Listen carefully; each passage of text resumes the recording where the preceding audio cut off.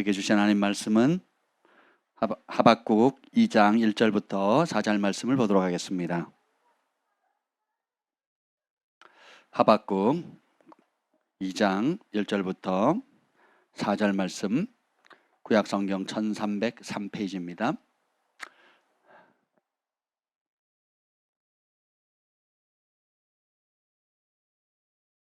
다 찾으셨습니까?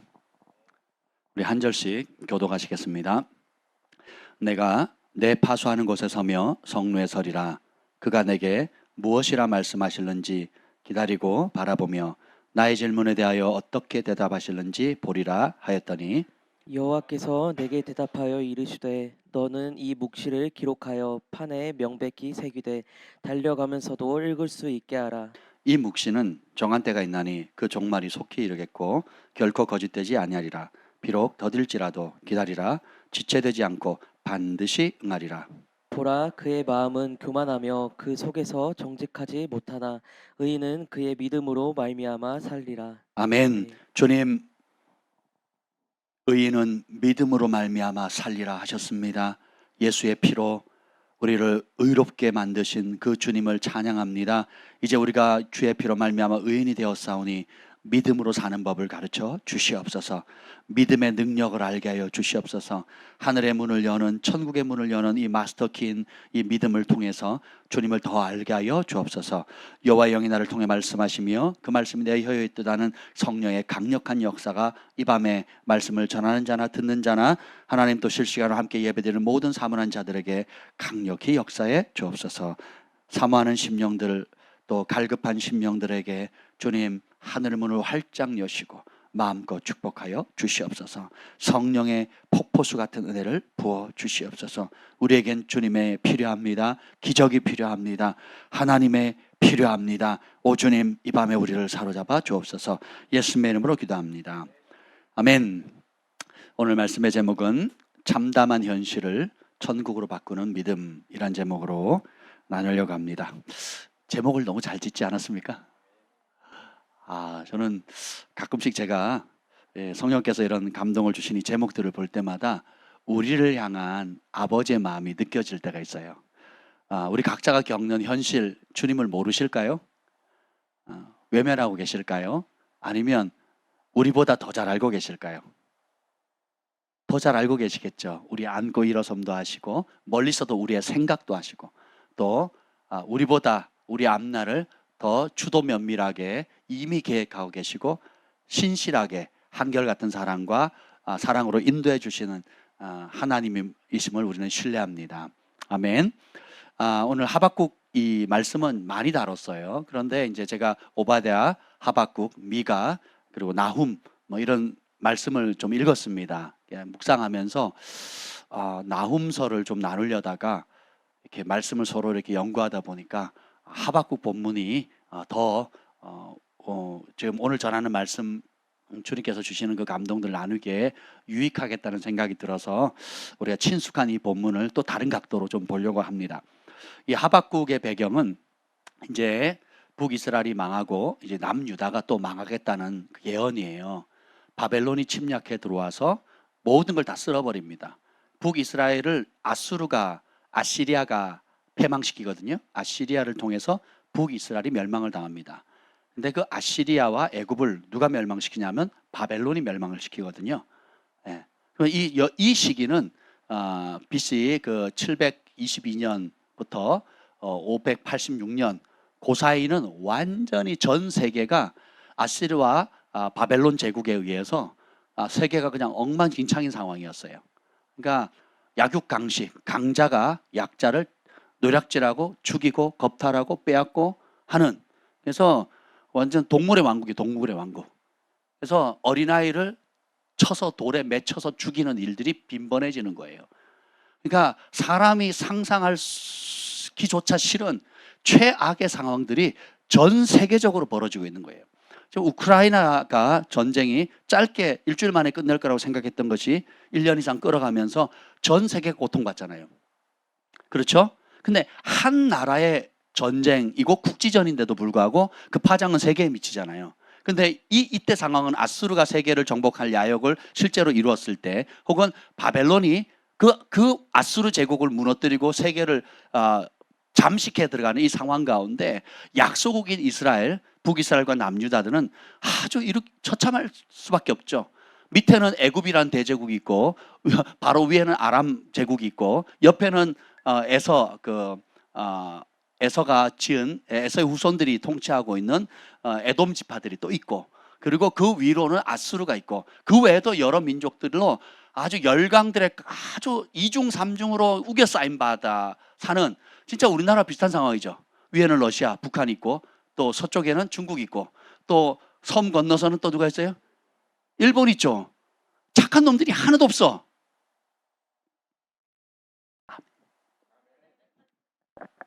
다 어떻게든, 일본은 지금 나라가 가라앉잖아요. 화산섬이잖아요. 가라앉으니까 전 세계 곳곳에 집을 사고 땅을 차지하고 또 문화를 섭렵해서 또 틈만 나면 어떻게 해요? 독도가 지네 땅이라고 끝도 없이 우기고, 그리고 어떻게 해요? 한국을 틈만 나면 잠식하려고 하죠. 왜냐하면 대륙으로 뻗어나가, 나라가 가라앉으니까 매년 몇 cm씩 가라앉고 있잖아요. 그러니까 가라앉으니까 이 열강으로 뻗어나가야 되는데 교두보 역할을 하는 나라가 어디예요? 대한민국인 거예요. 그러니까 지금은 친한 척하지만 결국 힘셈은 어떻게 해요? 잡아먹는 겁니다. 그래서 영원한 우방국도 없고 영원한 적국도 없다라는 거예요. 그래서 우리가 한국이 지금 한류 바람이 불어서 인기지, 이 한류 바람 꺼지면 언제든지 또 그 역풍을 맞을지도 모른다는 겁니다. 세계사는 또 똑같습니다. 지금 이스라엘이 남유다 이 하박국의 상황을 보면 처참한 상황이거든요. 그러니까 한마디로 말해서 현실은 절망이고, 그 다가올 또 이 선지자는 축복을 예언하는 선지자가 아니잖아요. 하나님이 심판하신대요. 어떤 심판이냐? 이런 거예요. 하나님을 믿는 그 대한민국을 한 선지자가 일어나더니 하나님께서 이제 조만간 다 쓸어버리실 거고, 그리고 아이들, 노약자들 다 죽일 것이고, 전 재산 다 불탈 것이고, 그리고 교회는 다 무너뜨려질 것이고, 그리고 대한민국에 있는 모든 사람은 전 세계 각 뿔뿔이 흩어버릴 것이고, 그리고 각 나라의 노예로 살 것이고, 끌려갈 때는 벌거벗겨서 수치 가운데 남자나 여자나 어린아이 노인이 할 것 없이 벌거벗긴 채로 족쇄에 끌려서 소가 도살장에 끌려가듯이 끌려갈 것이다. 이렇게 누가 예언을 한다면 그 예언하는 사람도 기분이 좋겠어요? 그 예언을 받는 사람이 아멘 하고 받겠냐고요. 근데 이 시대에 이사야나 예레미야나 에스겔이나 또 하박국은 다 이런 예언을 했거든요. 그러니 환대 받겠어요? 오히려 뭐라고 얘기하겠어요? 그게 사실이라고 한다 할지라도 우리가 힘내서 으쌰으쌰해서 나라를 지키는 일에 힘써야 되지 않겠냐고 인간적으로 이런 반응을 하겠죠. 근데 이미 그 선을 넘어버렸어요. 회개할 기회를 놓쳐버린 상태예요. 그래서 하나님의 심판은 오히려 피할 수 없는 현실이 돼버린 겁니다. 그리고 끊임없는 약탈과 또 강탈과, 무엇보다도 이 하박국이 힘들어했던 상황이 뭐냐면, 오늘 1장 13절 말씀 읽어보도록 하겠습니다. 1장 13절 시작.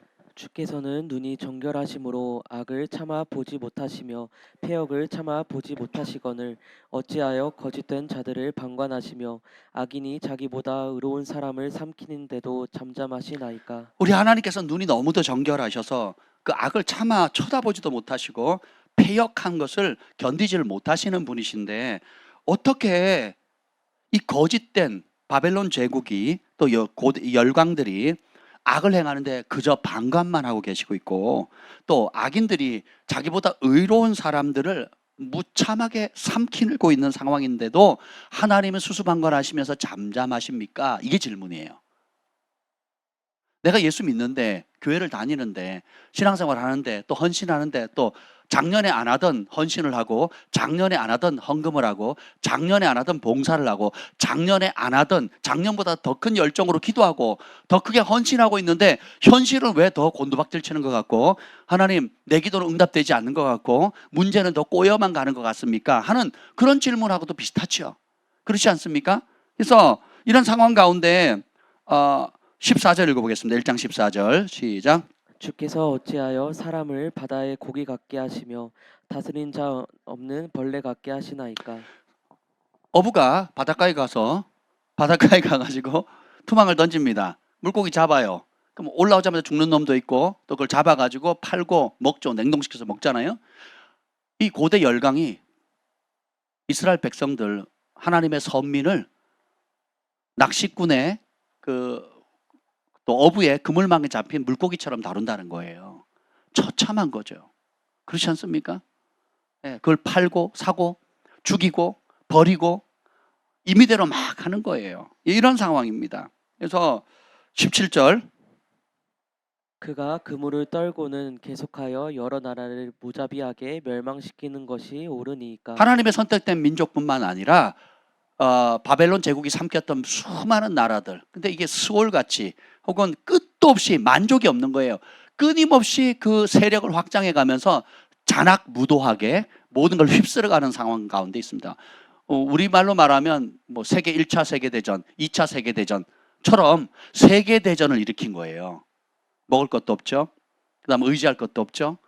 그리고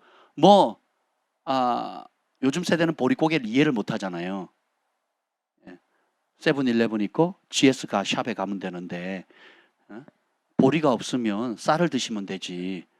왜 이러냐고 이해를 못 하는 거죠. 근데 전쟁 6.25 동란이라든지 일제강점기라든지 또 혹은 한 번이라도 전쟁을 겪은 사람들이라면 이 마음을 알 겁니다. 그러나 이 가운데 전쟁을 겪은 세대는 없잖아요. 근데 우리 부모, 할아버지의 세대들은 전쟁을 겪었고 혹은 전쟁 직후에 태어난 사람들이라 굉장히 배고픔과 굶주림과 탄압과 억압 가운데 고통받았거든요. 그러면 그런 고통도 고통이지만 또 오늘 우리가 이 시대에 하나님을 대적하는 문화와 세속 가운데 우리가 믿음을 지켜나가는 이런 삶 가운데 부딪히는 현실적인 질문들은 이루 말할 수가 없습니다.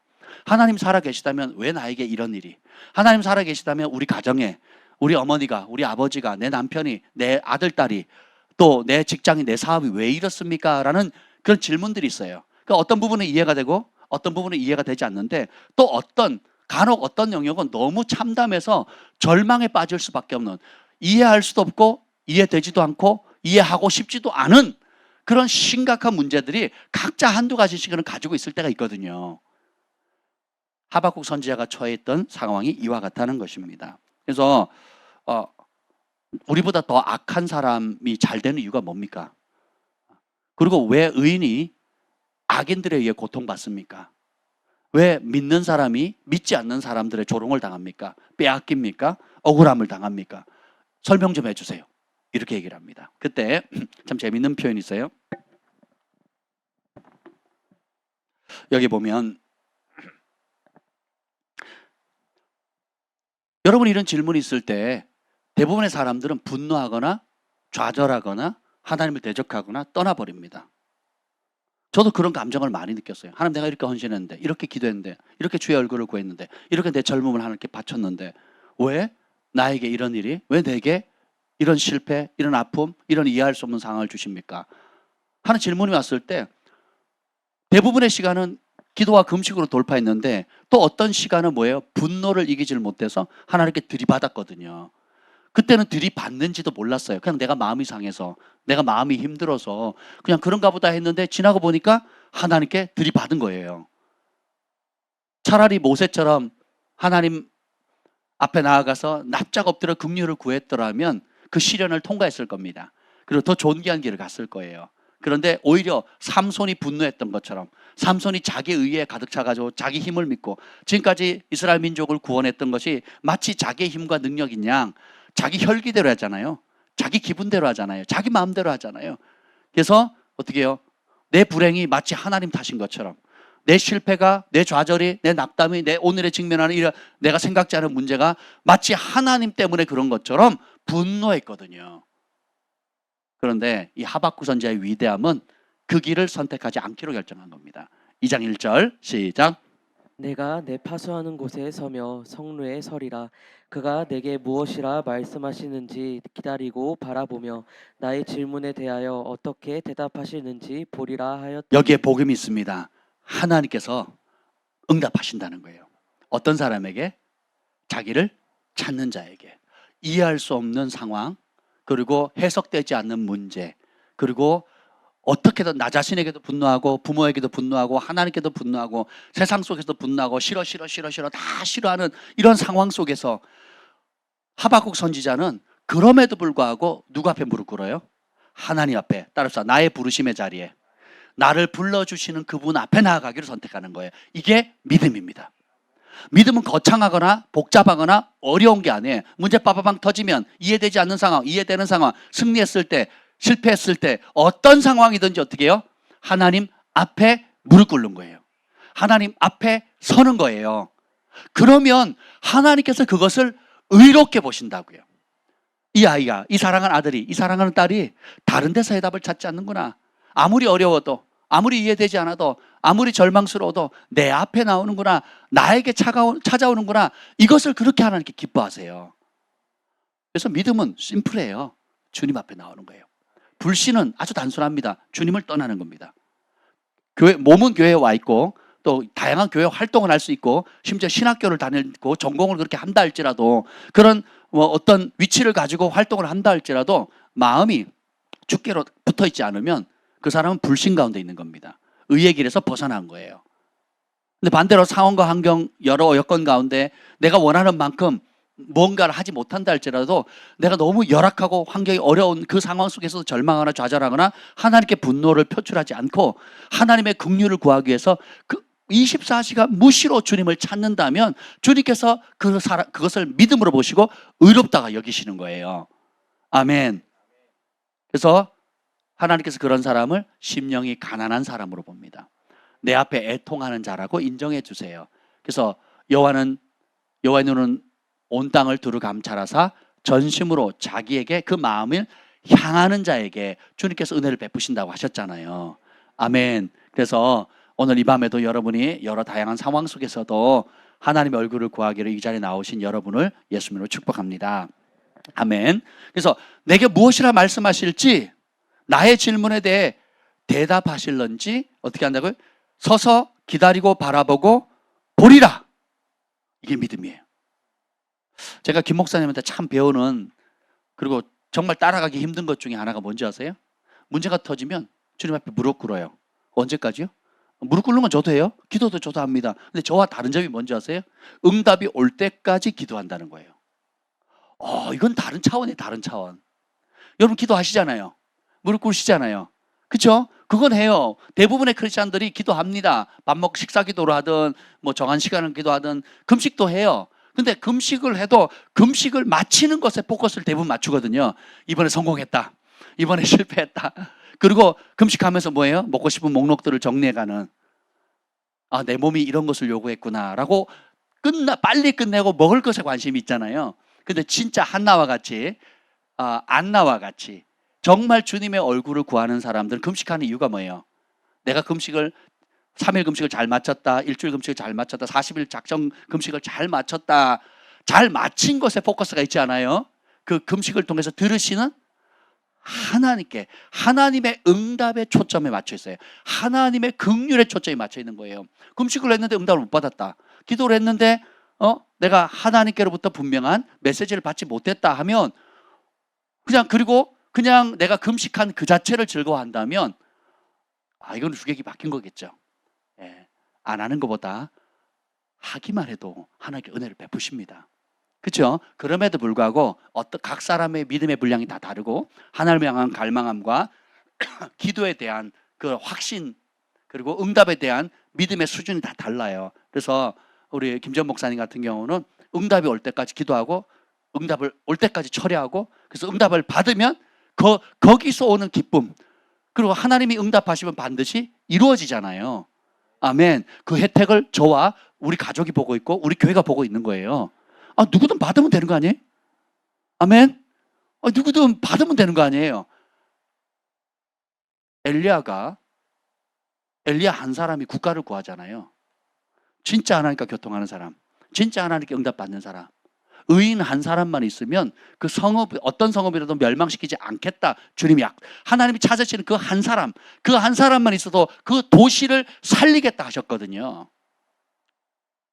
하나님의 뜻과 의로움은 다른 사람이 해결해 줄 것이 아니라 내가 하나님 앞에 올곧게 서면 됩니다. 나 한 사람이라도 주님을 전폭적으로 의지하면 주님이 역사하시는 거예요. 그래서 근데 보니까 주님께서 응답을 주셔요. 그래서 이 묵시를 기록해라. 달려가면서 볼 수 있도록 크게 기록하라는 거예요. 하나님의 응답의 기록이에요. 그러면 의인은 무엇을 믿는가? 의인은 믿음으로 산다 그랬잖아요. 우리가 전파하는 말씀은 무슨 말씀? 믿음의 말씀이에요. 그 말은 뭐예요? 그 말씀은 믿음으로 반응할 때만 역사하고 믿음으로 반응할 때만 말씀의 혜택을 누릴 수 있다는 거예요.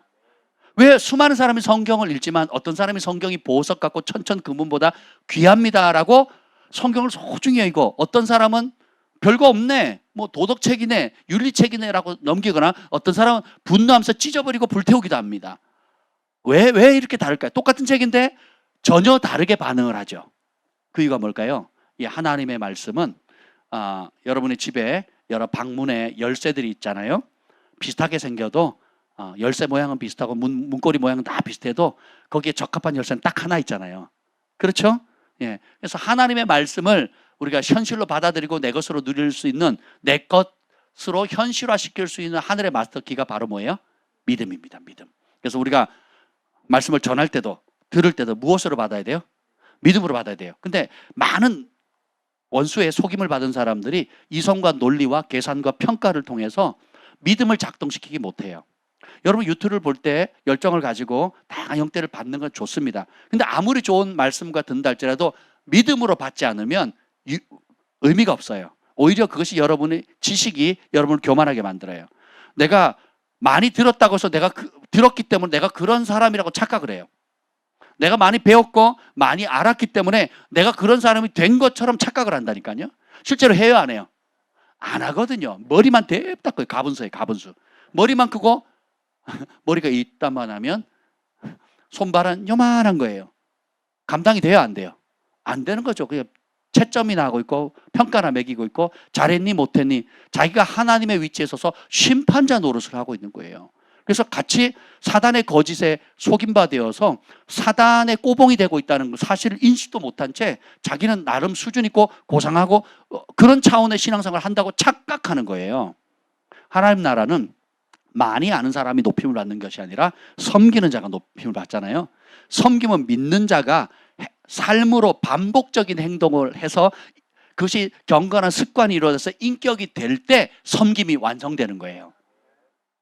한두 번에 기분 따라서 감정 따라서 그냥 하는 게 아니에요. 기분 좋으면 하고 기분 나쁘면 안 하고 또 어느 때는 하고 어느 때는 하지 않는, 그것은 섬김이 될 수가 없어요. 섬김이 내 몸에 천국에서 큰 자가 되는 그 섬김은 예수님의 말씀을 붙들고 그것을 매일 반복해야 돼요. 매 순간 반복해야 됩니다. 그래서 그것이 더 이상 내가 인위적으로 생각하고 노력해서 해야 될 어떤 불편한 일거리가 아니라 그냥 자연스럽게 하는 게, 마치 우리 어머니들이 빨래하는 게 자연스럽죠. 식사 준비하는 거, 밥하는 게 자연스럽잖아요. 똥기저귀 가는 게 자연스럽잖아요. 그죠? 근데 아빠들은 불편해요. 안 하던 거거든요.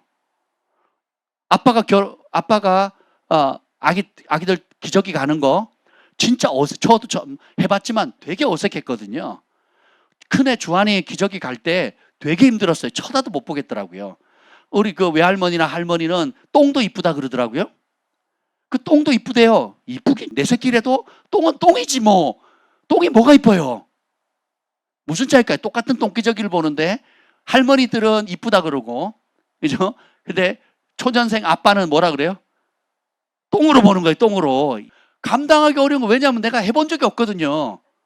근데 이제 살다 보면 이제 그 피할 수 없는 상황들도 오잖아요. 이제 그렇게 주한이도 키우고 경환이도 키우고 사랑이도 키우고 또 다른 아이들도 이렇게 쭉 키우다 보니까 이제 몸에 배는 거예요. 자연스러워지거든요. 처음 했을 때는 내가 기저귀 갈았다고, 대단하지 않냐고, 내가 밥했다고, 내가 화장실 청소했다고, 뭐 대단한 것처럼 그러죠. 근데 실제로 그것이 섬김이 몸에 배어서 인격화된 사람은 자랑할 거리도 아니고 자랑하고 싶지도 않고 누구한테 알리고 싶지도 않고 알릴 필요도 없다고 느끼는 거죠. 그래서 이후에 주님이 천국 잔치를 벌일 때에 내가 줄일 때, 목마릴 때, 또 병들었을 때, 감옥에 갇혔을 때 너희가 찾아왔고 도왔고 먹이고 입혔다 그랬잖아요. 하나같이 양이라고 칭찬받는 사람들의 공통적인 대답이 뭡니까? 주님, 우리가 언제 그랬습니까? 알아요, 몰라요? 모른다는 이유는 뭐예요? 그 마치 종이 하루 종일 밭에서 주인이 시킨 일을 하고 돌아와서 배가 고프잖아요. 배가 고픈데 주인 보고 밥상 차렸습니까? 하지 않죠. 자기가 배가 고픈데 먼저 밥을 차리고 주인을 먼저 먹이고 설거지한 후에 자기가 먹죠. 그러면서 뭐라 그래요? 마땅히 무익한 종이 할 일을 했을 뿐입니다. 이게 진짜 섬김이 몸에 배인 사람이에요. 그냥 이렇게 표현하는 거죠. 써주셔서 감사합니다예요. 써주셔서 감사합니다. 주님께 만왕의 왕 만주의 주 온 우주의 창조주 하나님께 쓰임 받는 것 자체가 너무 존귀한 거죠. 그 차원으로 가야 그 영역에, 다도 아니에요. 어떤 특정 영역에 그 차원으로 가야 진짜 섬김이 내 것이 되는 거예요. 그 이전에는 뭐냐면 생색내기, 맛배기야, 맛배기. 네, 그렇습니다. 그래서 여러분들이 진짜가 되는 길을 가시길 축복합니다. 아멘. 그래서 기록해라고. 그래서 의인은 그러면 믿음으로 사는데 무엇을 믿느냐? 이 참담한 현실 속에서 그 참담한 현실을 이길 수 있는 하늘의 열쇠가 바로 믿음입니다. 사람이 아닌 하나님께 해답이 있습니다. 이걸 하박국은 아는 거예요. 뭐 하나님 왜 방관만 하고 있습니까? 투덜거린다고 답이 있어요, 없어요? 여러분 지금 직면하고 있는 문제에 하나님이 여러분이 원하는 방식으로, 여러분이 원하는 때에, 여러분이 원하는 만큼 역사하지 않는다고 투덜거린들 해답이 있어요, 없어요? 없죠. 투덜거릴 시간에, 원망할 시간에, 밤새 속으로 입을 뒤집어 쓰고 눈물을 흘릴 그 시간에 뭐 하면 돼요? 하박국 선지자럼 내가 내 파수하는 곳에 서리라. 성루에 서서 그가 내게 무엇라 말씀하실지 하나님 앞에 기다리는 거예요. 하나님 앞에 마음을 토하는 거예요. 하나님의 이름을 부르는 거예요. 하나님의 긍휼하심을 기다리는 거예요. 안나가 심각한 문제 있을 때 한나가 한 것 한 가지밖에 없어요. 어떻게 해요? 응답이 올 때까지 하나님 앞에 부르짖는 거였어요. 너무 단순해요. 너무 단순합니다. 우리가 주님을 알아갈수록 우리의 삶은 심플해진다 그랬잖아요. 그냥 아버지께 가면 돼요. 딴 데 답이 없다라는 겁니다. 아멘. 그래서 바로 그때가 믿음을 발휘할 때예요. 참담하십니까? 막막하십니까? 이해가 되지 않습니까? 그때 믿음을 발휘할 때예요. 뭐 어떤 믿음이냐? 그 첫 번째가 2장 4절입니다. 2장 4절 시작. 보라 그의 마음은 교만하며 그 속에서 정직하지 못하나 의인은 그의 믿음으로 말미암아 살리라. 5절. 그는 술을 즐기며 거짓되고 교만하여 가만히 있지 아니하고 소울처럼 자기의 욕심을 넓히며 또 그는 사망 같아서 족한 줄을 모르고 자기에게로 여러 나라를 모으며 여러 백성을 모으나니. 아멘. 보라 그의 마음은, 이건 바벨론을 얘기합니다. 바벨론은 교만하고 그 속에 정직하지 못하다. 의인은 그의 믿음으로 말미암아 살리라. 바벨론이 교만하대요. 그리고 그 속에 정직함이 없대요. 그리고 술을 즐기고 거짓말하고 그리고 잠시도 가만히 있지 못하고 수월처럼, 사망처럼, 죽음처럼, 지옥처럼 자기의 욕심을 끝도 없이 넓히고 그리고 족한 줄을 모르고 여러 나라 모으고 여러 백성을 모은다 그래요. 다시 말하면 이제 우리를 괴롭히는 현실의 원수들, 우리를 괴롭히는 현실의 다양한 형태의 문제들, 그런 사람들은 뭐냐면 교만하고 거짓되고 그리고 하나님 법을 모르고 그리고 온갖 악행들을 자랑한단 말이죠. 그러니까 이런 것들이 이제는 하나님의 눈으로 해석되기 시작하는 거예요. 현실의 참담한 문제를 하나님 없이 보면 절망입니다. 깜깜해요. 그런데 현실에 우리를 괴롭히는 다양한 형태의 문제에 기도를 하게 되면 하나님의 묵시, 하나님의 계시가 임하죠. 그러면 하나님의 안경으로 보게 돼요. 더 높은 차원의 현실을 뛰어넘는, 현실보다 더 강력한 하나님의 차원, 하나님의 행하실 일, 하나님의 계획, 하나님의 마음, 하나님의 능력의 차원으로 보게 된다고요. 그래서 이 의인이 갖는 첫 번째 믿음은 뭐냐면 하나님이 악인을 심판하신다는 거예요. 쭉 나오다가 쭉쭉쭉 나와요. 그들의 특성을 얘기하다가 13절 해보세요. 12절 13절이요. 12절 13절 읽겠습니다. 시작. 피로 성읍을 건설하며 불의로 성을 건축하는 자에게 화 있을 진저. 민족들이 불탈 것으로 수고하는 것과 나라들이 헛된 일로 피곤하게 되는 것이 만군의 여호와께로 말미암음이 아니냐. 여기에 보면 5번의 화가 나옵니다. 마태복음 23장에도 보면 화 있을진저 바리새인과 서기관들이여라는 표현이 있어요. 하나님께 이 성경에서 화 있다 그러면 최악의 하나님께서 주시는 저주입니다. 화 있을진저에 이 화에 걸리면요 헤어날 길이 없습니다. 그러니까 하나님께서 반드시 심판할 수밖에 없다는 뜻이거든요. 그러면 이 일은 이 목록에 걸리면 반드시 하나님의 무서운 진노에 걸린다는 거예요. 근데 전에는 보면 우리가 피해자였다라고 생각해요. 하박국도 피해자, 남유다도 피해자, 북이스라엘도 피해자, 고대 근동도 다 피해자 마인드셋을 가지고 있거든요. 근데 그 참담한 현실 가운데 하나님의 뜻을 구하면, 하나님께 기도하면 하나님의 응답을 딱 받고 보니까 어떻게 해요? 우리가 피해자가 아니라 뭐예요? 하나님께서 오히려 그런 악한 사람들을 결국 심판하실 거라는 것을 보게 되는 거예요. 이게 굉장히 중요합니다. 제가 예수님 모를 때는 이 억울함과 분노를 조절을 못해서 어떻게 해요? 쌓아뒀어요. 쌓아뒀다가 너 한 번 경고, 2번 경고, 그리고 속으로 그럽니다. 3번째 걸리기만 해봐. 내가 죽여버릴 거야. 이랬다고요. 3번째 걸리면 내가 죽여버릴 거야. 내가 2번은 참아줄 수 있어. 근데 3번째 걸리면 가만두지 않아. 그러면서 제가 머릿속으로 그리는 거예요. 이놈을 어떻게 내가 박살낼 건가? 어떻게 보복할 건가? 어떻게 갚아줄 건가? 이 마음을 아시는 분만 아멘. 이게요, 진짜 막 견고한 진처럼 내 뇌를 그럼 어떤 방법으로 보복하지? 어떻게 몇 배로 되갚아주지? 어떻게 하면 저걸 더 수치스럽게 만들지? 네가 나한테 그렇게 했어? 그럼 나는 이렇게 보복할 거야 라고 한 달, 2달, 뭐 혹은 몇 년을 생각하기도 해요. 그걸 보복하기 위해서. 왜냐하면 우리 아버지도 우리 어머니도 내 친구도 우리 선생님도 내 주변에 누구도 내 억울함을 해결할 주자가 있어 없어요? 없어요. 주변에서 참아라, 못 본 척 해라, 뭐 그럴 수도 있지, 그래라 하는데 나는 그게 해결이 돼야 안 돼요. 우리 인생에 공의로운 재판장께서 재판장 대신 하나님이 없으면 우리는 지성질에 그냥 못 견디는 그런 존재가 되는 거예요. 그러니까 뉴스에 보면 말도 안 되는 짓을 하잖아요. 엄마가 자기가 낳은 두 자녀를 목 졸라 죽이고 신생아를 냉장고에 집어넣어버리고 이게 뉴스에 회자되잖아요. 근데 이런 일이 계속 생기잖아요. 왜냐하면 공의로우신 재판장 하나님께서 갚으시고 보호하시고 인도하시고 그리고 사랑해 주시고 하신다는 사실이 없어버리니까 절망인 거예요. 그러니까 어떻게 내 몸에 내가 낳은 원든 원치 않든 낳은 자식을 내 손으로 죽이겠습니까? 절망의 힘이에요, 그게. 절망의 잔인함이거든요. 그런데 그런 상황 속에서 어떻게 해요? 하나님이 재판장이시다. 하나님이 다 보신다. 하나님이 다 아신다.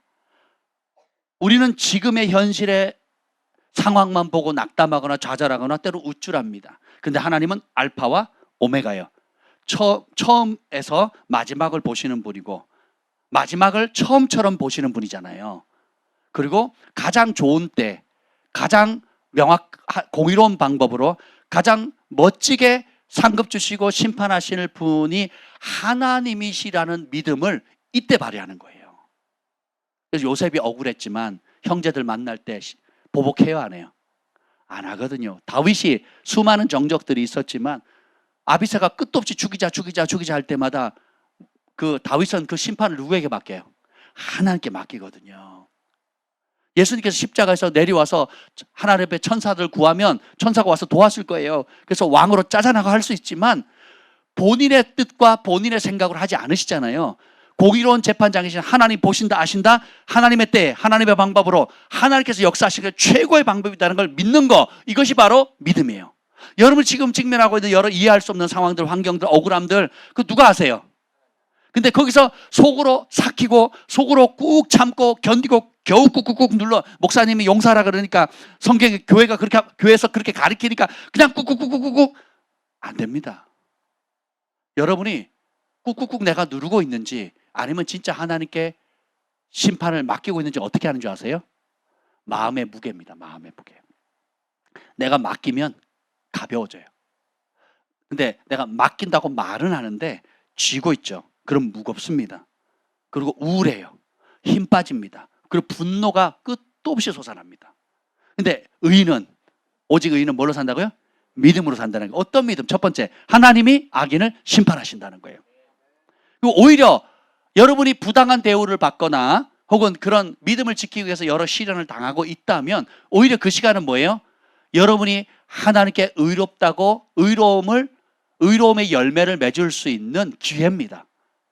하나님께서 도가니는 은을, 풀무는 금을 연단하거니와 하나님은 사람의 마음을 연단하시거든요. 그러니까 마음의 연단을 받는 시간이에요. 요셉이 감옥에서도 마음 지키고, 그리고 보디발의 집에 종살이 할 때도 마음 지키고, 억울한 누명을 당했을 때도 마음 지키잖아요. 그리고 자기를 팔아먹었던 원수 같은 형제들을 만났을 때도 마음을 지키거든요.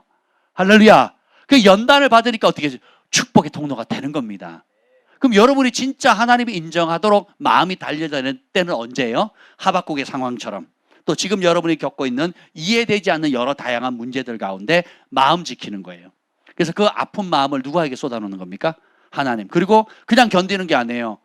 이 모든 무거운 짐들을 공의로운 재판장님께 하나님께 올려드려요. 그럼 걱정할 필요 없어요? 없어요. 그래서 입으로는 다 하나님께 맡겼다고 하지만 그 짐을 그대로 안고 있는 사람, 그 분노와 실망과 좌절감을 그대로 안고 있다면 그걸 맡긴 게 아니에요. 네, 맡기면 그냥 올려드리는 겁니다. 그리고 예수님께서 말씀하셨죠. 원수를 저주하지 말라. 원수를 위해서 기도하라. 원수가 줄이면 먹이고 목마르면 마시우고 원수를 위해 원수를 축복하라 그랬잖아요. 아멘. 제가 오늘 아침에 어제도 그랬고 요즘 차를 타면 사람들이 얼마나 괴팍한지 몰라요.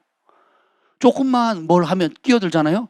제가 충분히 깜빡이 끼고 아니 운전을 하는데 그 차선을 바꾸려면 들어갈 수밖에 없잖아요. 차선 안 바꾸고 운전하는 사람은 초보자라고 얘기하는 거예요. 1시간째 직진 중 뭐 이런 거예요. 오로지 직진 뭐 이렇게 붙이고 다니잖아요. 근데 정상적으로 운전하면 끼고 들어가야 되는데 깜빡이 끼고 들어갔어요.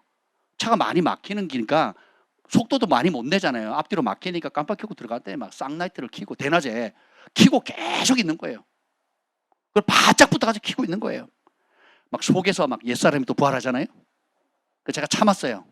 근데 이 사람이 다른 차를 제끼고 앞으로 가서 제 앞을 제끼고 그리고 자기는 막 제끼고 그래서 제가 쭉 가서 한참을 앞서갔어요. 그분 트럭이었거든요. 쭉 한참을 갔더니 금세 또 막 제끼고 해가지고 또 옆에 와서 제 앞에 제끼고 확 들어오는 거예요. 그럼 제가 기회다. 감히 내 앞을 제끼고 들어와? 그럼 나는 어떻게 해야 되겠어요? 쌍라이트를 켜고 그리고 클락션을 빡!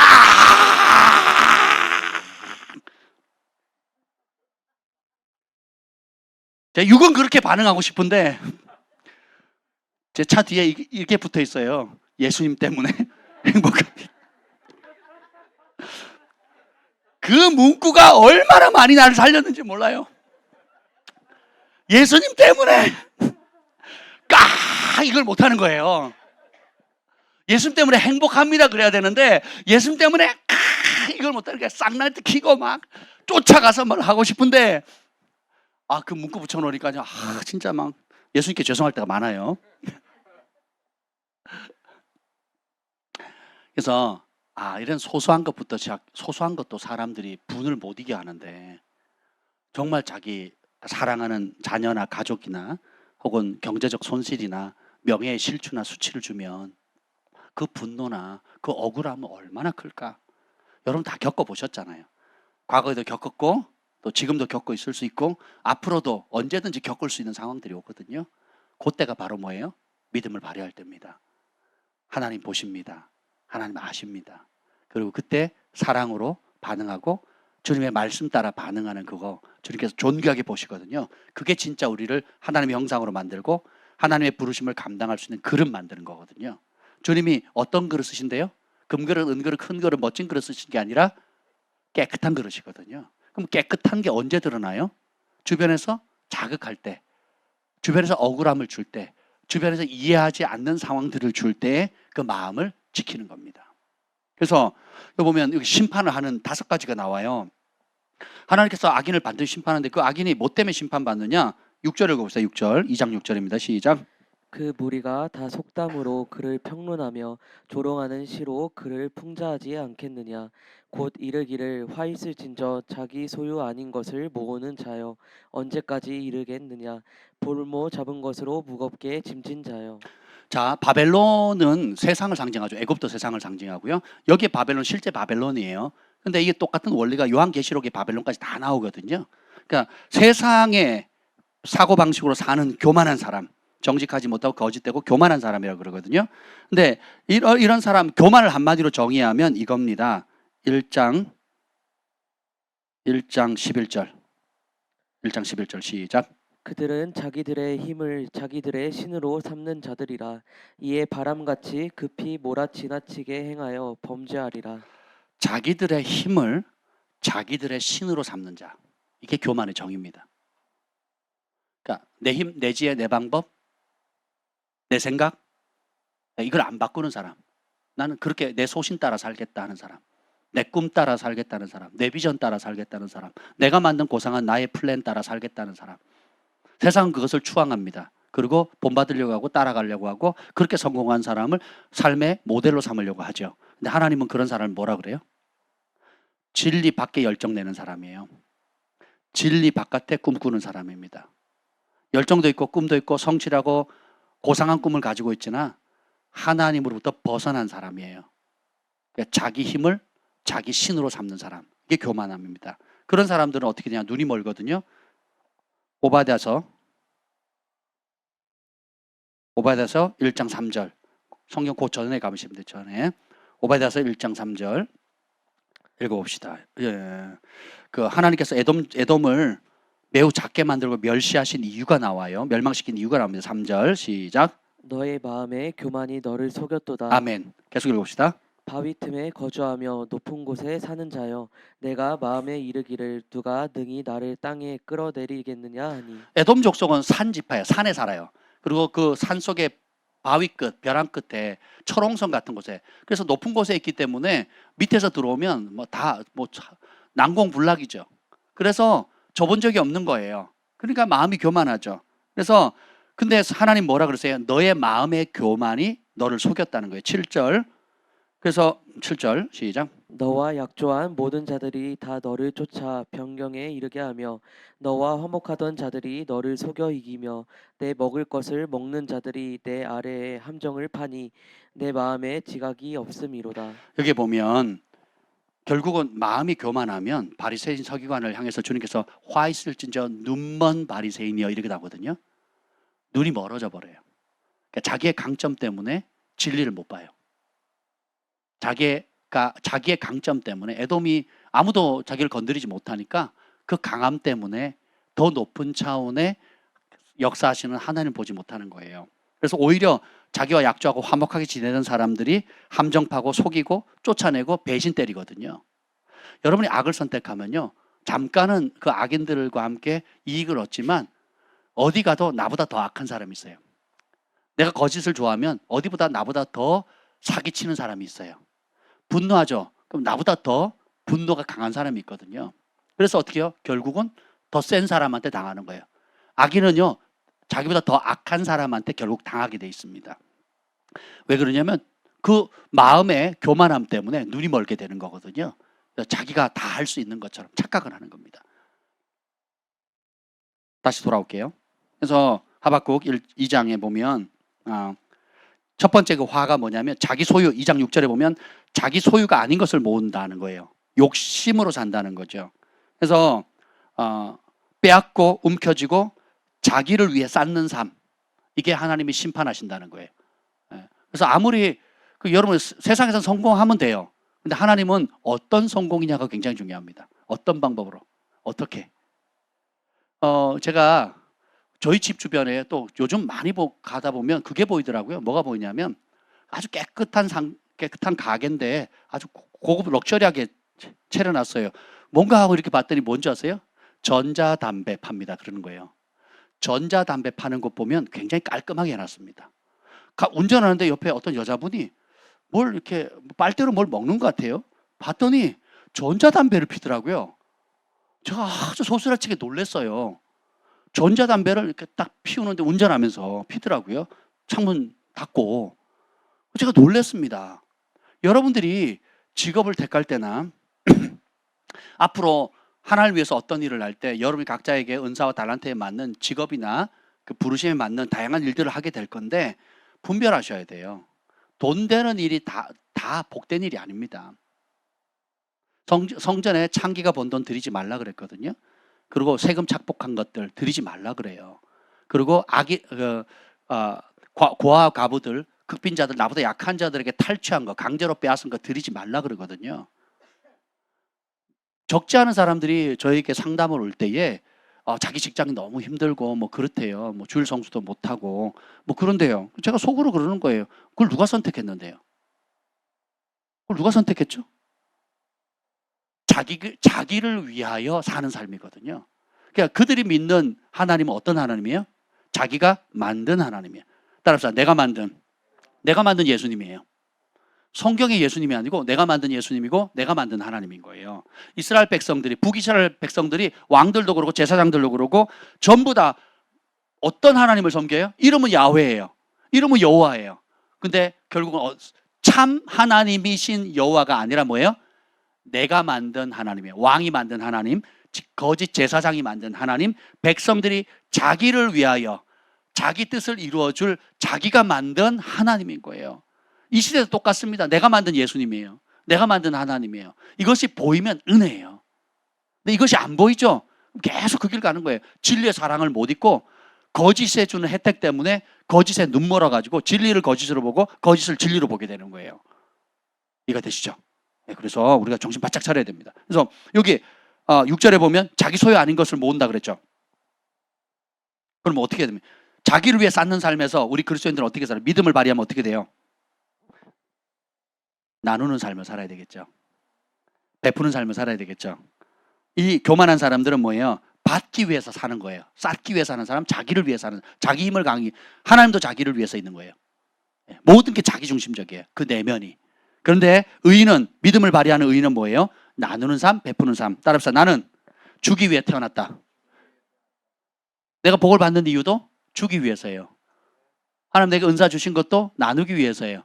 재정 주신 것도 나누기 위해요. 남들이 없는 탁월함과 존귀함과 남들보다 많은 월급과 임금을 준 이유도 나누고 베풀기 위해서라는 거예요. 아멘. 왜 아멘이 적어주세요? 아멘. 자, 두 번째 화는 9절에 나옵니다. 9절 읽어봅시다. 시작.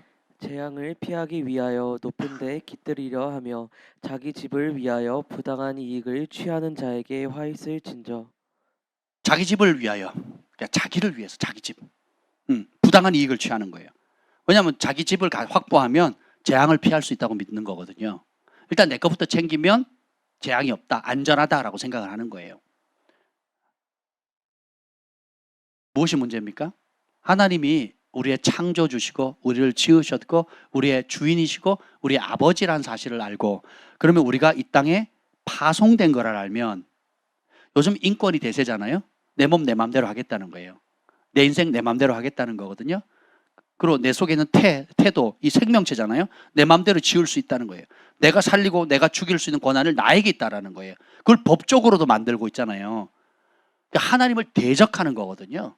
그래서 자기의 안정을 위해서, 자기 편리를 위해서, 오로지 자기를 위해서 자기 집을 쌓는 삶, 이게 저주받는다는 거예요. 그러면 우리는 어떻게 생각할까요? 다윗이 평생에 하나님 받은 복으로 누구 집 지어요?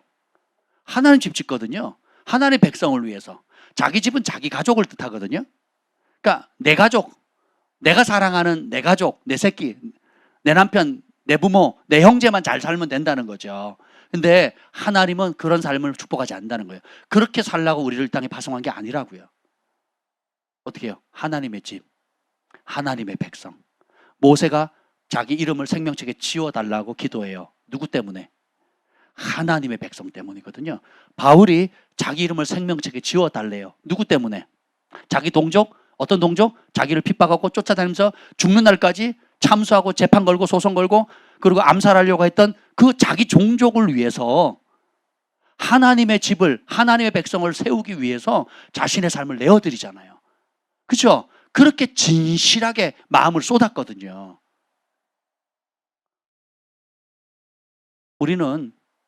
우리의 지금 마음의 상태가 어디로 가 있습니까?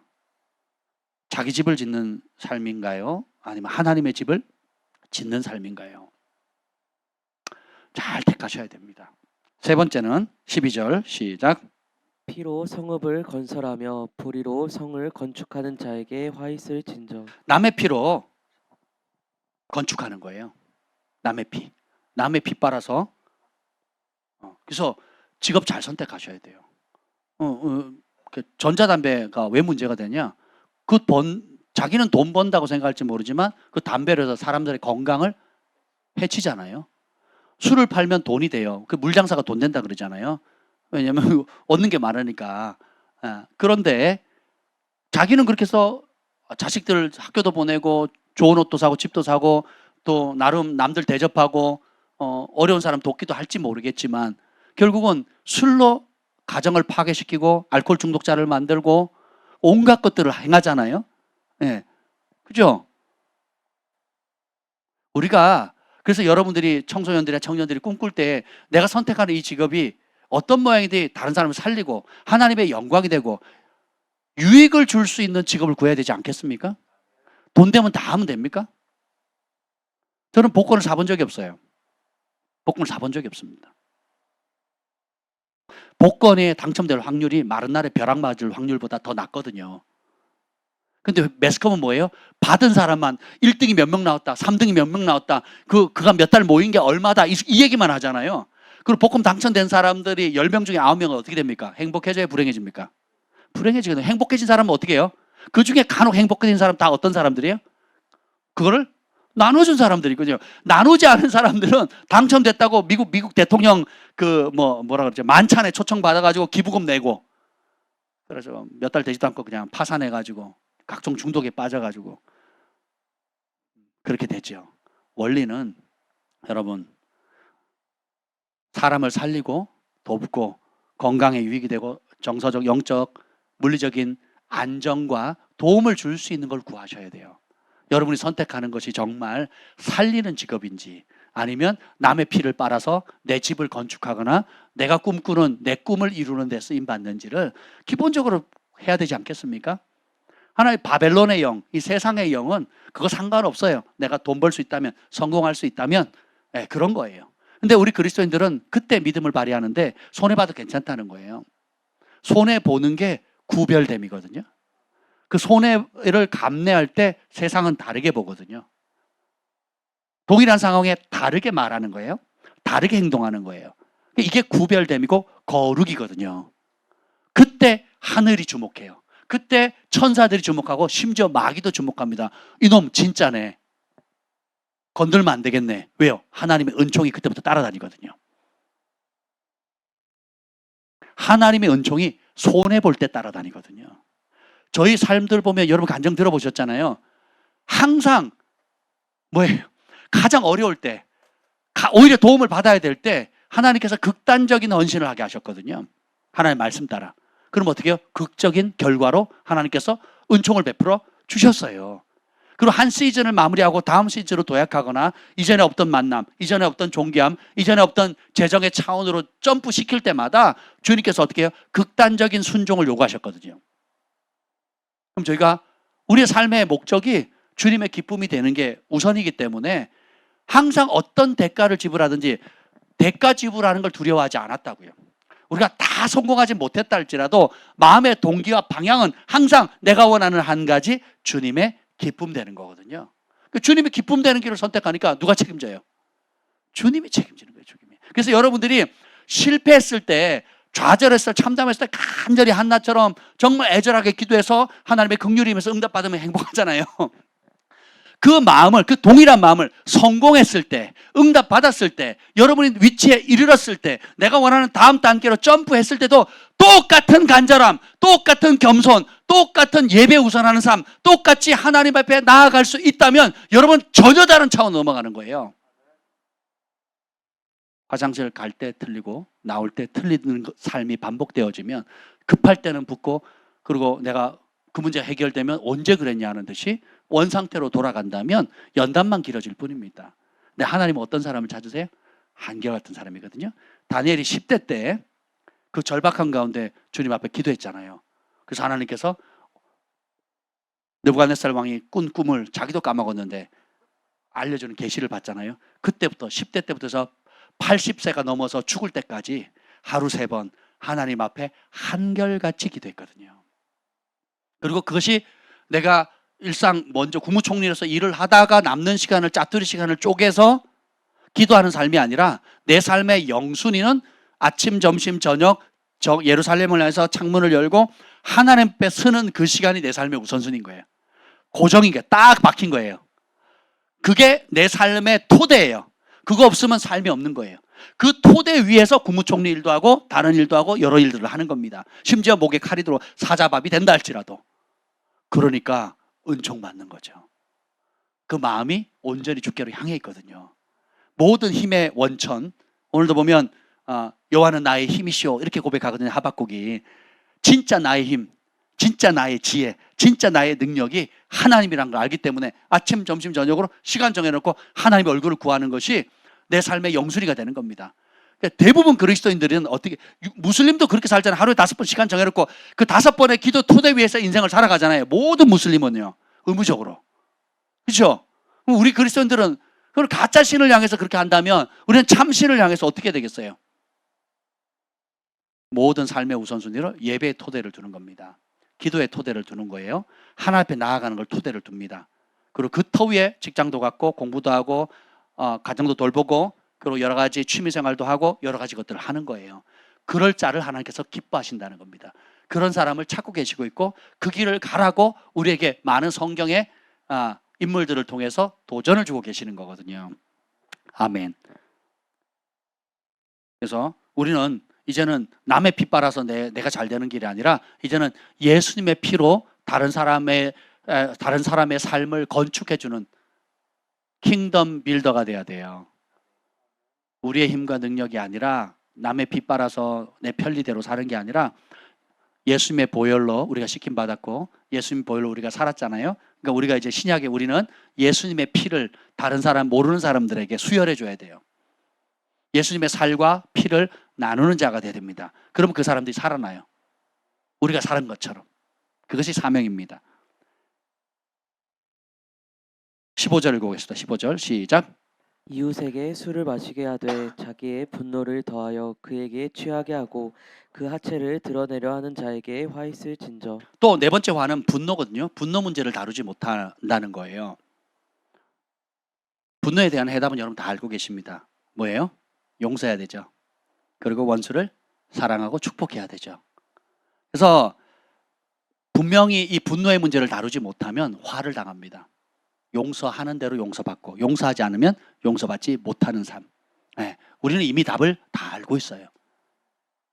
이것이 믿음을 발휘하는 겁니다. 마지막으로 19절 읽어보겠습니다. 시작. 나무에게 깨라 하며 말하지 못하는 돌에게 일어나라 하는 자에게 화 있을 진저.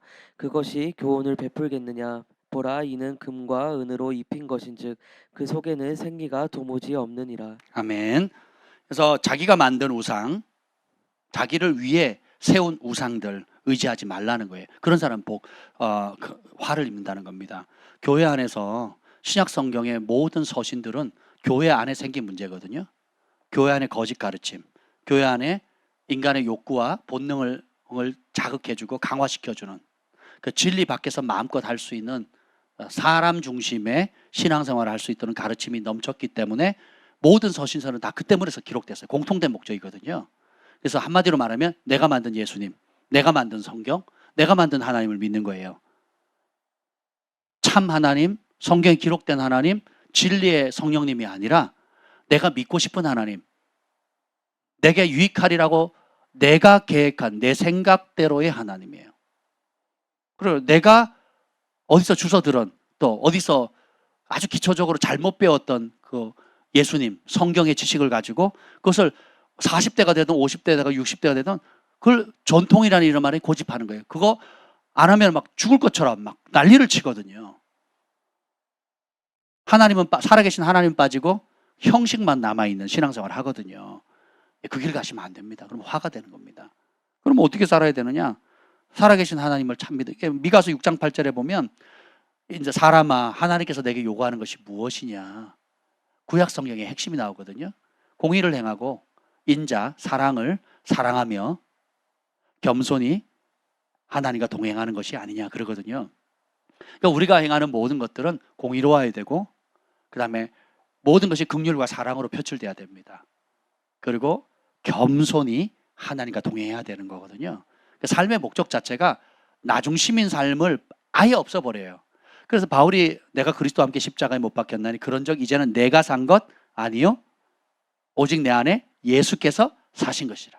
그러니까 그리스도께서 내 안에 사시는 삶으로 전환하는 겁니다. 근데 이 방향을 그냥 딱 못 박아야 돼. 딱 못 박아놓은 겁니다. 나는 죽고 주만 살고, 나는 없고 주만 있고, 이 방향으로 딱 못 박아놓고 그 길 달려가는 거예요. 그 길을 달려가면 뭐가 보여요. 이제 아닌 게 벼.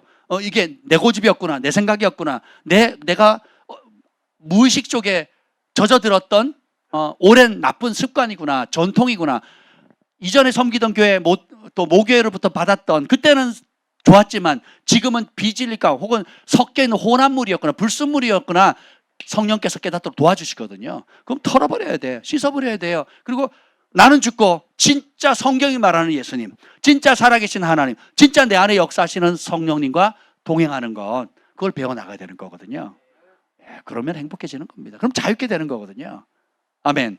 그래서 첫 번째 이 참담한 현실 가운데 우리가 발휘하는 믿음은 하나님께서 악인을 심판하시고 의인에게 상 주신다는 걸 기억하셔야 됩니다. 두 번째는 뭐냐면 2장 14절 보시죠. 2장 14절.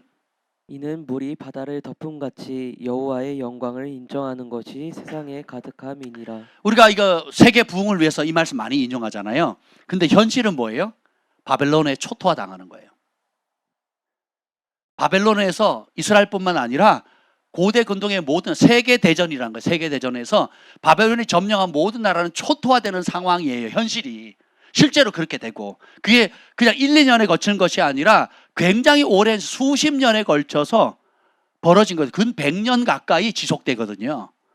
바벨론의 압제에 70년, 그리고 그 이전에 아스르의 압제에 의하면 또 수십 년이 흐르거든요. 근 100년에 걸친 장기간의 현실적인 세계대전으로 인한 공황과 기근과 착취와 수치와 이런 상황이거든요.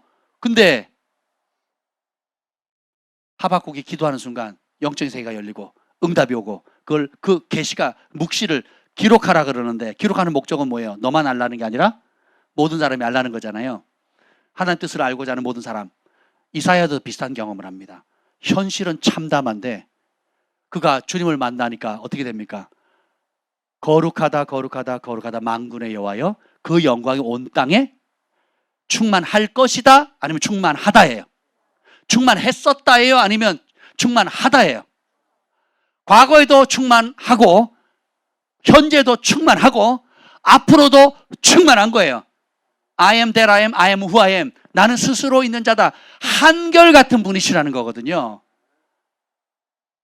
여러분의 현실이 아무리 참담해도 환경 때문에 하나님이 위축되지 않으세요. 내가 처한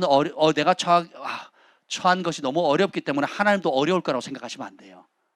내 뜻대로 안 된다고 해서 하나님도 하나님 일이 꼬인 것처럼 생각하시면 안 돼요. 그럼 무엇이냐? 하나님을 바라보는 눈이 바뀌어야 됩니다. 하나님을 신뢰하는 눈이 바뀌어야 돼요. 이사야가 이 죄인들, 마당만 밟고 온갖 죄악 가운데 막 손가락질했단 말이에요. 근데 진짜 보좌에 계신 주님을 보니까 이 손가락질하는 게 결국 누구를 향합니까? 화로다 나여 망하였도다. 누가 망했대요? 전에는 니네들이 잘못했다 그래놓고는 지금은 진짜를 만나니까 내가 잘못했다는 걸 깨닫죠. 그리고 또 하나 뭐예요? 숯불로 씻김을 받고, 그 다음에 천사들이 청하는 소리를 듣죠. 하나님의 영광이 온 땅에 충만하다. 예수님 오기 수천 년 전에 그 고고학자들이 유물을 발견했습니다. 그래서 고대어로 기록된 것을 해석을 해봤어요. 그 해석의 내용이 뭐라고요? 요즘 것들은 버릇이 없어. 요즘 것들은 버릇이 없어. 제가 어릴 때부터 말세다 말세 그랬거든요. 예수 안 믿는 사람들이, 동네 사람들이 버릇 없다고, 예의 안 지킨다고. 세상은 점점점 악으로 치닫고 있거든요. 그리고 벌어지는 일들 보세요. 매스컴이 발달하고 유튜브나든지 이런 여러 가지 그 소셜 미디어가 발달됨으로 인해 가지고 정보를 막 폭포수 같이 얻잖아요. 기쁜 소식보다 슬픈 소식, 그리고 평강을 주는 소식보다 분노를 일으키는 소식이잖아요. 여러분 모든 메이저 뉴스들 보세요. 긍정적인 뉴스가 많아요, 부정적인 뉴스가 많아요. 압도적으로 부정적이거든요.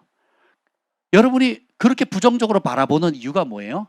미디어의 안경은 부정적이거든요. 흠을 잡아내고 비난하고 죽이고 멸망시키는 그런 인식하든 인식하지 않든 죽이는 통로로 미디어가 사용되고 있거든요. 근데 그 미디어의 안경을 우리가 받아들이면 어떻게 돼요? 빨간 안경 쓰면 세상이 다 빨간 것처럼, 부정적인 안경을 쓰면 다 부정적으로 보이는 거죠. 우리가 초중고등학교를 다니거나 대학을 다니며 직장생활을 하면서 사람들 입에서 나오는 모든 말과 그들이 가지고 있는 세계관은 하나님의 세계관이에요, 하나님 없는 세계관이에요. 그럼 그 입에서 나오는 말이 살리는 말이겠어요, 죽이는 말이겠어요?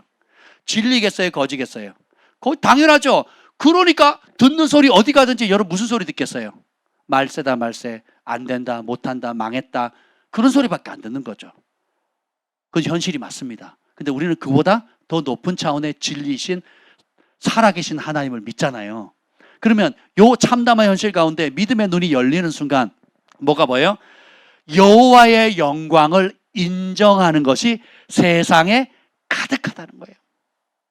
한국교회 그 지도자들 만나면 절망이다, 소망 없다 그러거든요. 여러분 눈 떠보세요. 아프리카에 가보세요. 유럽에 가보세요. 동남아에 가보세요. 미국에 가보세요. 남미, 북미 가보세요. 지금도 바울처럼, 엘리야처럼, 모세처럼, 그리고 얼마나 많은 하나님의 사람들이 초자연적인 이적과 기적을 행하고 정치, 경제, 사회 각 분야에 하나님을 경외하는 요셉 같은 사람, 다니엘 같은 사람, 다윗과 같은 사람들이 일어나서 얼마나 멋진 일을 하고 있는지 조금만 눈을 뜨면 어마무시한 것들을 보게 되거든요. 여러분들이 미디어 중에 소셜 크리스찬 방송 중에 It's Supernatural이라는 시드로시 하는 방송 있잖아요. 순전한 나라에서 번역을 하거나 또 많은 유튜버들이 번역을 해서 자막해서 올리거든요. 보세요. 그러면 거기서 나오는 참석하는 패널들이나 그 스피커들이 각 대륙, 각 영역, 정치, 경제, 사회, 종교 모든 분야에서 어떻게 하나님의 영광을 나타내고 있는지, 그들을 통해서 하나님께서 어떤 놀라운 일을 하고 계시는지 좀 들으시라고요. 그런 거 들으셔야 돼요. 그런 거. 그러면 여전히 하나님 통치하고 계시는구나. 이스라엘의 하나님이 나의 하나님이시고 나의 하나님이 온 열방을, 온 세계를 여전히 통치하시는 만왕의 왕, 만주의 주시구나. 눈이 바뀌는 겁니다. 그러면 이제 내 속에 잠자던 믿음이 살아나게 되는 거예요. 아멘. 무엇이 크게 보입니까? 절망과 어둠이 크게 보이세요? 모든 절망과 어둠은, 칠흑 같은 어둠은 하나님의 영광이 빛날 수 있는 기적의 무대라는 거 이미 알고 계시잖아요. 여러분이 직면하고 있는 문제거리가 사실은 믿음의 눈을 열고 하나님께 구하고 하나님의 응답이 오는 순간 그것은 또 하나의 여호와의 영광을 인정하는 것이 세상의 또 하나의 영역에서 가득한 것을 나타내는 축복의 통로가 되는 겁니다. 아멘. 그래서 여러분 한 사람 한 사람을 하나님께서 귀하게 보시는 거예요. 야, 믿음이 지옥을 천국으로 바꿔버리는 겁니다. 이사야도 그렇고 오늘 하박국도 그렇고 같은 상황이지만 현실을 다르게 보죠. 아무리 처참해도. 그래서 그 유명한 얘기 나오죠. 비록 무화과 나무 잎이 마르고 포도 열매가 없고 논밭에 소출이 없고 우리 양 감람나무에 기름이 열매가 없고 없는 건 현실 맞죠? 우리 그리스도인들이 현실을 회피하는 게 아니에요. 현실을 없다고 치부하는 게 아니라 현실을 보는 거예요. 현실을 직시해야 돼요. 없는 거 맞아요. 절망인 거 맞아요. 그러나 나는 여호와로 즐거워한다는 거예요. 왜냐하면 그 하나님 살아계시고 심판하고 계시고 하나님의 영광은 과거에도 충만했었고 지금도 충만하고 앞으로도 충만하기 때문에 믿음의 눈을 열어서 살아계신 하나님을 지금의 삶의 현장에 초청해 보세요. 그렇게 믿음을 발휘하면 부름의 법칙에 의해서 내가 진실로 믿고 부르면, 예수님의 이름으로 믿고 부르면 예수님이 오십니다. 예수님이 오시면 끝장나는 거예요. 끝나는 겁니다.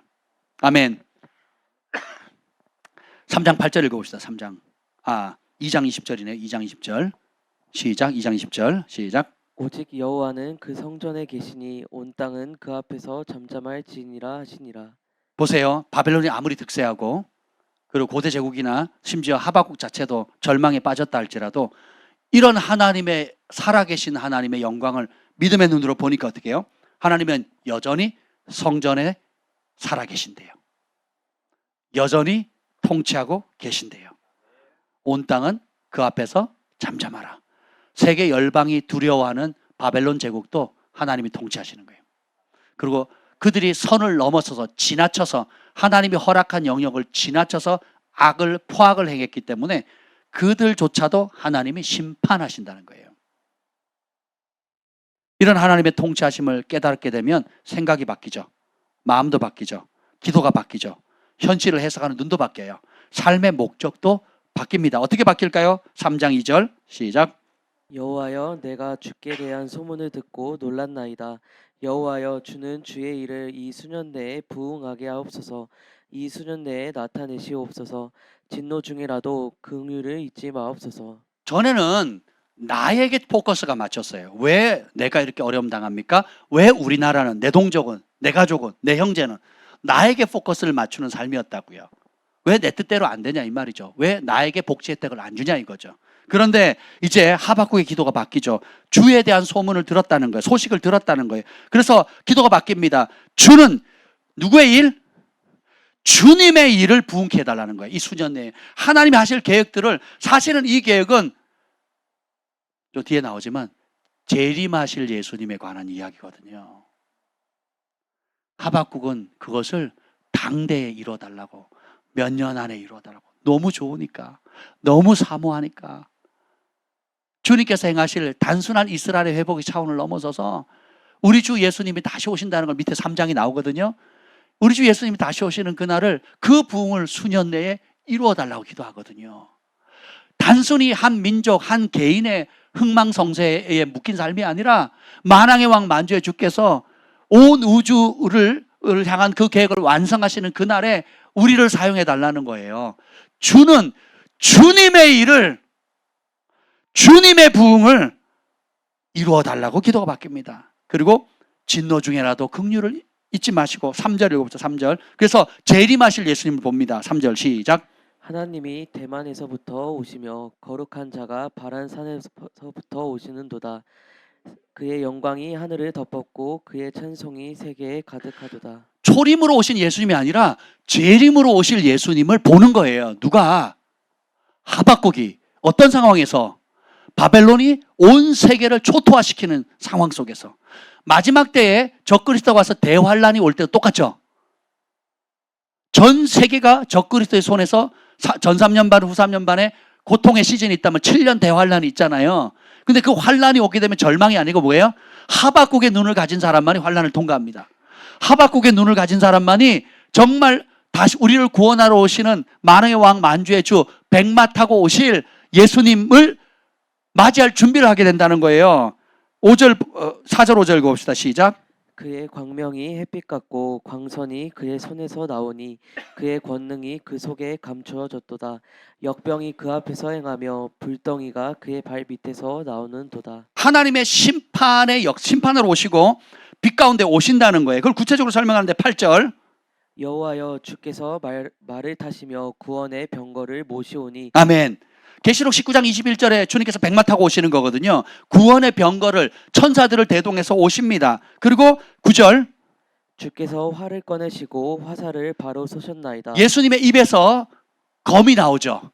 그래서 적그리스도와 거짓 선지자들을 그 입에서 나오는 말씀의 검으로 초토화시키십니다.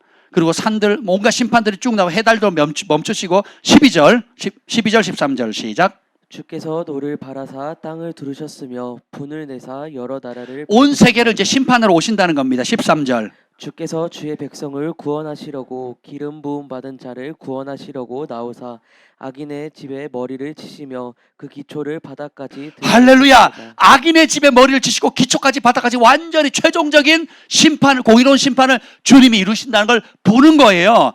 주께서 오신대요. 뭐하러? 주님의 백성을 구원하시려고 기름 부음 받은, 성령 받은 자들을 구원하려고 다시 오신다는 거예요. 할렐루야. 15절 계속 나옵니다. 계속 말 타고 오셔요. 주께서 말을 타시고 바다 곧 큰 물에 파도를 밟으셨나이다. 요한계시록의 바다는 세상을 얘기합니다. 심판 바다의 대상들이에요. 말을 타시고 그 바다 큰 물들을, 파도들을, 세상의 물결들을 짓밟고 오십니다. 이걸 보니까 창자도 흔들리고 목소리만 하면 내 입술이 떨렸는데, 그러나 그것을 보기 전에 지금 직면해야 될 현실적 환난과 어려움 때문에 내 뼈가 흔들린다는 거예요. 그런 상황 속에서도 이 배경 속에서 하박국이 내린 결론 17절. 비록 무화과 나무가 무성하지 못하며 포도나무에 열매가 없으며 감람나무에 소출이 없으며 밭에 먹을 것이 없으며 우리의 양이 없으며 외양간에 소가 없을지라도 나는 여호와로 말미암아 즐거워하며 나의 구원의 하나님으로 말미암아 기뻐하리로다. 아멘. 하박국이 그냥 단순히 긍정적인 마인드, 포지티브 띵킹을 했기 때문에 그냥 잘 될 거야, 뭐 어떻게 좋겠지, 뭐 부정적으로 생각하는 것보다 긍정적으로 생각하는 게 낫지, 이런 차원에 말하는 게 아니에요. 우리 주님이 악인을 심판하신다. 우리 주님이 의인에게 의인을 구원하신다. 우리 주님께서 다니엘이 마지막 다니엘서 12장에 마지막 자리에 수많은 잠자들이 깨어날 것이고 의인과 악인이 부활할 것이다. 그러나 많은 사람들을 옳은 대로 인도하는 사람은 하늘의 별과 같이 빛날 것이다. 잠자는 자들이 깨어나서 영원한 상급과 영원한 심판을 받는 그 최종 심판을 다니엘이 받죠. 하박국이 봅니다. 에스겔도 봅니다. 사도 요한도 그걸 봐요. 여러분 보고 계십니까? 보이십니까? 이게 믿음이에요. 그날을 준비하는 거예요. 그날을 사모하는 겁니다. 그게 보이면 없고 없어도 그 일을 행하시는 여호와, 그 길로 준비케 하시는 여호와, 그 길로 나를 이끌어 가시는 그 하나님 때문에 기뻐한다는 거예요. 그것을 보았기 때문에 바울이 복음을 전하다 감옥에 갇혀도 기뻐하라, 내가 다시 말하노니 기뻐하라 라고 할 수 있는 겁니다. 단순히 기도가 응답되고 안 되고 기쁨이 되는 게 아니에요. 내가 원하는 소원이 되고 안 되고로 말미암은 기쁨이 아니라고요. 다시 오실 만왕의 왕, 백마 타고 오시는 그분, 구름 타고 오실 그분, 천군 천사들과 함께 오실 그분, 여러분이 흘린 눈물, 믿음으로 반응한 것들, 남모르게 헌신했던 모든 것들을 주님께서 다 차곡차곡 기록하시고 쌓아두셨다가 그 마지막 날 혼인잔치 때, 어린 양의 혼인잔치 때 착하고 충성된 종아 잘하였더라, 창세 이전부터 예비됐던 내 아버지의 잔치자리에 즐기라, 10골을 다스리라, 5골을 다스리라 상 주시는 그날을 바라보니까 없어도 상관없다는 거예요. 지금의 참담한 현실 아무것도 아니라는 거예요. 영원한 것을 보았기 때문에 일시적인 것들은 문제가 되지 않는다는 겁니다. 이것이 참담한 현실을 천국으로 바꿀 수 있는 열쇠예요. 여러분 무엇이 보이십니까? 낮은 것을 바라볼수록 깝깝합니다. 운전을 못하는 초보자는 운전대 잡으면 운전대에 바짝 붙죠. 네, 저희 집에도 그런 분 한 분 계셔요. 바짝 붙어요 이렇게. 그리고 뭐만 봐요? 봐봐요. 멀리 못 봐요. 속도도 못 낼 뿐더러 앞에 뭔 일이 벌어진지를 잘 못 보는 겁니다. 근데 운전이 능숙해지고 그리고 익숙해지면 어떻게 해요? 여유를 두죠. 그리고 시선을 최대한 어디에 둡니까? 속도가 만일 고속도로일수록 시선을 어디다 둬요? 멀리 두거든요. 우리가 지금 당장 눈앞에 떨어지는 그것만 보면요, 깝깝하고 불안하고 초조해. 초보 운전자는 그거밖에 안 보이니까 너무너무 힘든 거예요. 누가 빵빵거리고 옆에 들어오는지, 내가 언제 끼어야 될지 안 보이는, 그냥 이것만 보이는 거예요. 근데 익숙해지면 어떻게 돼요? 멀리 보거든요. 주변을 살피거든요. 마음의 여유가 있어요. 그리고 운전이 즐겁습니다. 그 여정이 즐거워지는 거거든요.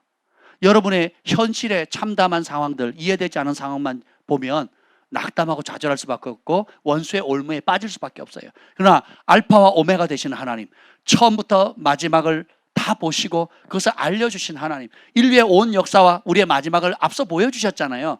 그 믿음의 눈으로 이제 현실을 바라보게 되면 아무것도 아닌 거예요. 그리고 주님께서 나를 통해서 하실 일이 있다. 부르심의 자리에서 주께서 뭐라 말씀하실지, 나를 통해서 어떤 일을 하실지, 내 가정을 통해서, 내 자녀를 통해서, 우리 교회를 통해서, 이 나라의 민족을 통해서 하나님께 이 마지막 때 어떤 일을 하실지, 주는 주의 일을 이 수년 내에 부응케 하여 주옵소서. 전에는 주님 내 꿈, 내 소원, 내 뜻을 이루어 달라고 했는데 이제는 바뀌죠. 주는 여러분이 행복해질 수 있는 방법은요, 내 꿈, 내 일이 아니에요. 진짜 마음으로 주님, 주의 일, 주님의 계획. 왜냐하면 주님의 계획이 나의 탁월함을 능가하거든요. 오늘 찬송을 불렀잖아요. 그 가사 너무 좋지 않습니까? 주님이 나를 향한 부르심은 내 생각보다 뛰어나고, 나를 향한 계획은 가장 좋고 가장 아름답다고. 그것을 신뢰하잖아요. 걱정할 게 없습니다. 염려할 게 없어요. 그리고 오늘 내가 남모르게 하는 순종들, 그리고 드러나지 않게 하는 모든 기도와 섬김과 헌신, 모든 것들이 차곡차곡 하나님 앞에 행하는 모든 것들이 얼마나 주님께서 귀하게 여기시는지가 보이는 거거든요. 다른 사람하고 비교할 필요도 없고. 예. 근데 이걸 때는 이런 믿음을 발휘하지 않으면 평생 불만에 쌓인 삶, 만족함 없는 삶, 우월감이나 열등감 속에서 헤어나지 못하는 삶을 살 수밖에 없다는 겁니다. 환경이 문제가 아니에요. 상황이 문제가 아닙니다. 네 마음이 어디에 있느냐. 우리의 마음이 어디에 있느냐에 따라서 우리의 인생과 행복은 결정되어지는 겁니다. 19절 읽고 마치겠습니다. 시작. 3장 19절. 주 여호와는 나의 힘이시라. 나의 발을 사슴과 같게 하사 나를 나의 높은 곳으로 다니게 하시리로다. 주님이 이제는 나의 힘이에요. 주님이 나의 지혜입니다. 주님이 나의 인도자세요. 주님이 나의 치료자십니다. 모든 문제의 해답이 주님이세요. 그럼 어떻게 해요? 나의 발을 사슴과 같게 하사 높은 곳을 다니게 하는 거예요. 사슴이 다니는 높은 곳은 뭐예요? 벼랑이거든, 벼랑. 사냥 있잖아요, 사냥. 그 얼마 되는 틈도 안 되는 거기를 뛰어다니거든요. 주님께서 우리가 원하는 평탄한 길로 이끌어가는 게 아니라 때로는 광야로, 때로는 높은 바위산으로, 때로는 사막의 음침한 골짜기로 어디를 다닌다 할지라도 하나님이 나의 힘이시기 때문에 마치 암벽을 마음껏 뛰어다니는 그 두려움의 땅, 천리 낭떠러지 길, 떨어지면 죽을 수밖에 없는 그렇게 두려움의 곳이라 할지라도 하나님이 나의 힘 되신 것을 취하게 되면 사슴과 같이 높은 곳을 뛰어다니는, 이제 우리는 낮은 차원의 삶이 아니에요. 높은 차원의 삶, 다시 오실 주님을 믿음의 눈으로 바라보고 오늘을 살아가는 삶, 이게 복됩니다. 아멘. 기도 제목들이 있으시죠? 우리 함께 주의 이름을 한번 부르시고 기도하겠습니다.